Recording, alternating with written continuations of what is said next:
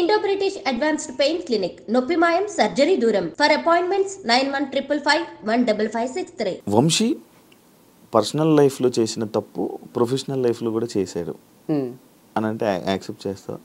అంటే to some extent maybe it's true from others point of view. But నేనైతే every day in day out పని తప్ప వేరే ధ్యాస లేకుండే. నాకు పని చేస్తూనే ఉన్నా. మీరు అబ్జర్వ్ చేస్తే కూడా ఒక్కరోజు కూడా వీడియో రాకుండా లేదు. అంత ఈజీ కాదు కంటెంట్ క్రియేట్ చేయడం. సో పర్సనల్ లైఫ్ లో కూడా నేను ఏ తప్పు చేయలేదు. స్ట్రాంగ్ గా నేను నమ్ముతాను, నాకు చుట్టూ ఉన్న వాళ్ళకి కూడా తెలుసు. అండ్ ఇది ఎట్లా జరుగుతుందంటే నేను ఈ మధ్యన బిలీవ్ చేసేది అన్ని మన చేతిలో లేవు. అంతా మనం రైడ్ చేసుకుంటూ పోయినా ఎక్కడి నుంచో ఏదో ప్రాబ్లం వచ్చి మనం సఫర్ అవుతాం అనమాట. అట్లే సఫర్ అయింది నా పర్సనల్ లైఫ్ ప్రొఫెషనల్ లైఫ్ రెండు జీరో గానికి రీజన్ మొత్తం నేనే కాదు, అది చాలా మంది ఇంపాక్ట్, చాలా మంది ఇంటర్ఫియరెన్స్ ఉంది దీంట్లో. సో చాలా మంది నన్ను ఓన్ చేసేసుకున్నారు. ఎంత ఓన్ చేసుకున్నారు అంటే ఇప్పుడు నేను తాగొస్తే ఇంటికి నైట్ డాడీ తిట్టిండు అనుకోండి, అది డాడీ వరకే. ఇప్పుడు నేను తాగేది అమ్మాయితో తిరిగేది అంత డాడీ ఒక్కడే కాదు, నాకు మొత్తం లోకమంతా డాడీ అయిపోయింటారు. మొత్తం ఇంత మంది నా పైన ఎగబడి నువ్వు ఇక్కడ చేస్తే కరెక్ట్, నువ్వు ఇది చెయ్యాలి అని ఒక టీచర్, ఒక ఫాదరు, ఒక పేరెంట్ లాగా, ఒక టీచర్ లాగా నన్ను ఇట్లా వేలు పెట్టి చూపిస్తున్నారు. ఎవ్వరికి ఏం ఎఫెక్ట్ అయితే లేదు. మళ్ళీ ఎఫెక్ట్ కాందే you have to travel in this way this manner అని చెప్తున్నారు. సరే నాకు మంచినే ఉన్నా, నన్ను వదిలేసేయండి, నేను హ్యాపీగానే ఉన్నా, హ్యాపీనే పని చేసుకుంటున్నా అన్న. నువ్వు హ్యాపీగా ఉంటే మేము చూడలేము అట్లా, నువ్వు ఏడవాలే, నీకు డివర్స్ అయింది, నువ్వు వంశీ ఫార్మ్స్ పెట్టుకొని కూడా క్లోజ్ చేసుకొని నువ్వు ఏడవాలే, అయితేనే మాకు ఆనందం అని కొంతమంది అనుకున్నారు. ఆడికి కూడా చాలా మంది సపోర్ట్ చేసే వాళ్ళు కూడా ఉన్నారులేండి, అందుకే నడిచింది ఇన్ని రోజులు. కాకపోతే కొందరికి ఆ రోల్ తీసుకోబుద్ది అయింది, ఫ్యామిలీ మెంబర్ రోల్, నాకు సాక్షించే రోలు. సో ఎందుకు అట్లా చాలా ఓన్ చేసుకున్నారు లేండి. నన్ను బయట కూడా వంశీ గారు అన్నారు, వంశీ సార్ అన్నారు, ఏమన్నారు, హే వంశీ, హాయ్ వంశీ అనే పలకరిస్తారు. వాళ్ళకి రోజు చూసి వాళ్ళు ఇంట్లోనే ఉంటున్నా నేను అన్నట్టు అనిపిస్తుంది అనమాట. వేరే వాళ్ళు షాక్ అవుతారు, మా ఫ్రెండ్స్, నీ ఫ్రెండారా ఆయన, ఏంది వంశీ హాయ్ అంటాడు అంటే, అంతే అందరు అట్లే పలకరిస్తారు ఫామ్కి వచ్చిన వాళ్ళు కూడా. కాదు ఏదైనా ఇంకొక ఈ ఫేమ్తోని వేరే బిజినెస్ ప్లాన్ చేస్తూ చేయడానికి ప్లాన్ చేయడం వల్ల లైక్ ఇది ఆపేస్తున్నావు అని కూడా మైండ్లో. నేను కమెంట్స్ ఏం చదవలేదు వీడియోకి కూడా, అట్లేం లేదు, అట్లా ఐడియా ఉండింటే బాగానే ఉంటుండే, ఏం ఐడియా లేదు. సో యాజ్ ఆఫ్ నవ్ అయితే 1 వీక్ నుంచి బ్రేక్లోనే ఉన్నా. నెక్స్ట్ ఏం చేయాలనేది అయితే ఎవరైనా క్వశ్చన్ అడిగినా కొంచెం ఇరిటేషనే వస్తుంది. జాబ్ వదిలేసి ఇంట్లో కూర్చుంటారు చూడండి, అట్లే ఉంది పరిస్థితి. సో ఖాళీ ఉన్నా, ఎందుకంటే వైఫ్తో స్పెండ్ చేద్దామంటే వైఫ్ లేదు, ఫామ్స్తో స్పెండ్ చేద్దామంటే ఫామ్ లేదు. ఎవరితో స్పెండ్ చేయాలన్నా అందరికి భయం సృష్టించిండ్రు కొంతమంది, వంశీతో జాగ్రత్త అని కూర్చొని చూపిస్తారు చూడండి. సో అట్లా ఒక మనుషులల్లో ట్రావెల్ చేద్దామన్నా ఒక నాకే కన్ఫ్యూజన్ ఉంది. ఇంట్లో కూర్చుందామంటే డిప్రెషన్ వస్తుంది.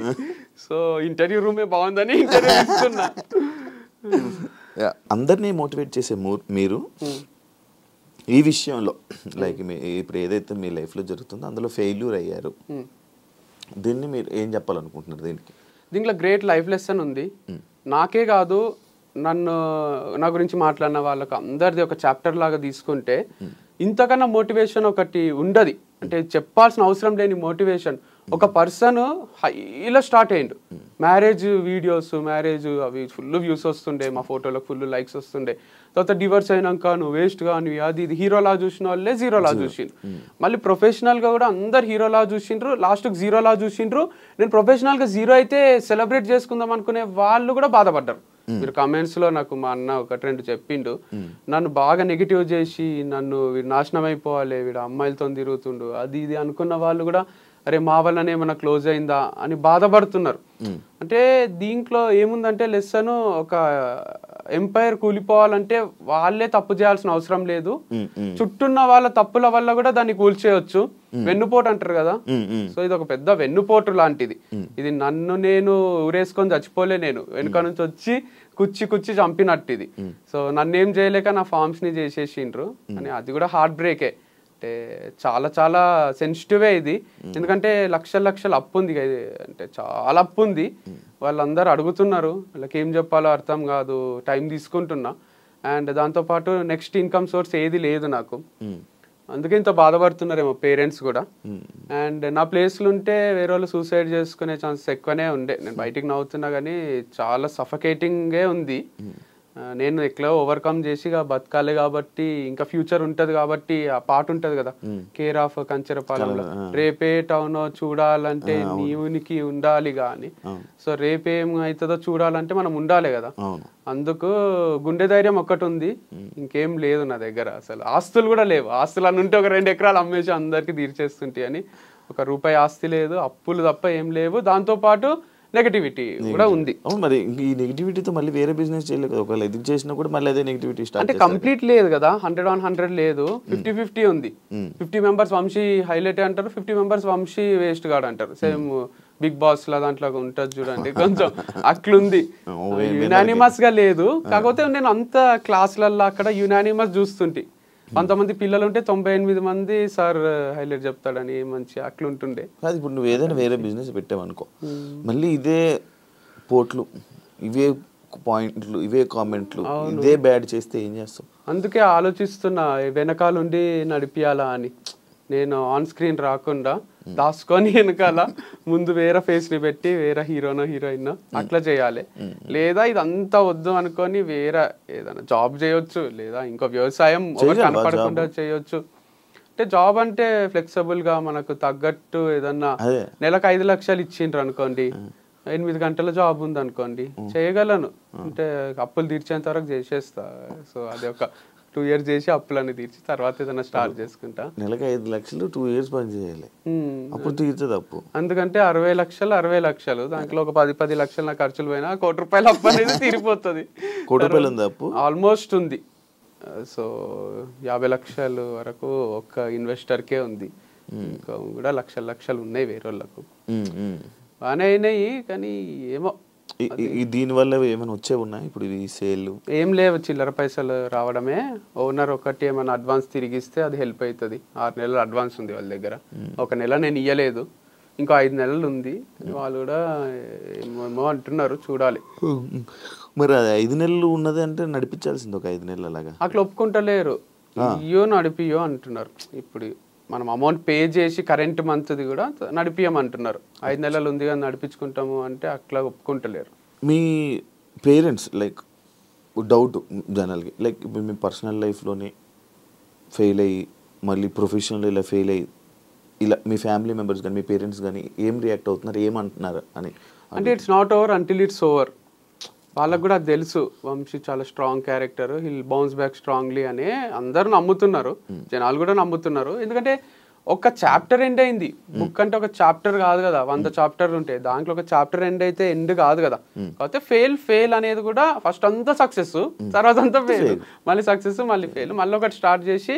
ఈసారి ఇక ఫెయిల్యూర్ లేకుండా ఎండ్ వరకు దీన్ని తీసుకుపోవాలన్నమాట ఏదన్నా మనం అనుకుంటే అవుతుందా కాదు కానీ అనుకోవాలి కదా అనుకోకుంటే అసలే కాదు స్టార్టే కాదు కాకపోతే ఇది ఒకటి ఉంది గట్టిగా నాకు అర్థమైంది ఏంటంటే నేచర్ ఒకటి ఉంది మనము మంచిగా ఏదైనా చేస్తుంటే ఏదో ఒక డిస్టర్బెన్సెస్ క్రియేట్ అవుతున్నాయి అంటే మన ప్రమేయం లేకుండానే అవుతున్నాయి యాక్సిడెంట్ లాగా ఉంది అనమాట ఇది సో అట్లాంటి యాక్సిడెంట్లు చాలానే జరుగుతున్నాయి అప్పుడు అనిపిస్తుంది అరే దేనికోసమో ఏమేమో చేస్తున్నాం అంత క్యాల్కులేటెడ్గా బతుకుతున్నాం కానీ ఏదో ఒకటి వచ్చి ఎఫెక్ట్ కొడుతుంది ఏం చేయాలో అని కూడా ఒక్కొక్కసారి అనిపిస్తుంది అంటే నిజంగానే దేవుడు ఉన్నట్టున్నాడు పవర్ ఉన్నట్టుంది నేచర్ ఉన్నట్టుంది అది మనల్ని చూస్తుంటదేమో దిష్టి తగులుతుందేమో అందరూ మొన్న ఒకసారి సాంగి టెంపుల్ పోతే నాకు అసలు వీటిపైన పెద్ద నమ్మకం ఉండకుండే చిలక జ్యోతిష్యం చెప్తారు కదా ఆయన అది కార్డు తీసి చిలక జ్యోతిష్యం చెప్తున్నాడు చూసి నాకు పెళ్ళైన విషయం చెప్తున్నాడు నాకు డివర్స్ అయిన విషయం చెప్తున్నాడు మీకు మళ్ళీ 2సారి పెళ్ళి అవుతుంది అంటున్నాడు చాలా ఒకసారి అని అందం అనుకున్నా వీడియో చూసి చెప్పాడు అదే అనుకున్నా ఫ్యాన్ కానీ ఆయన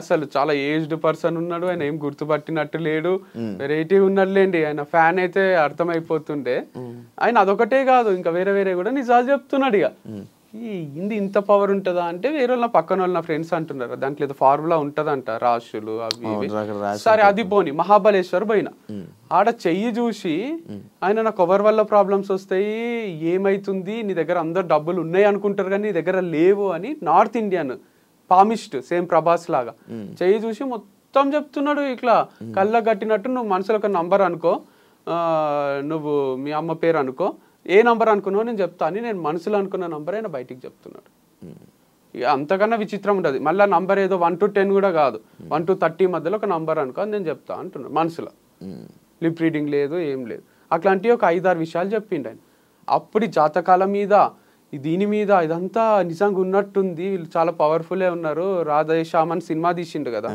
అది నిజంగానే ఉన్నట్టున్నాడు అట్లాంటి ఫేమస్ పామిస్ట్ అని అనిపించింది. చేతి రాతలు తలరాతలు మంజునాథ సినిమాలో అయినా కనిపిస్తుంది చూడండి, ఇటు వస్తాడు నెక్స్ట్ అని.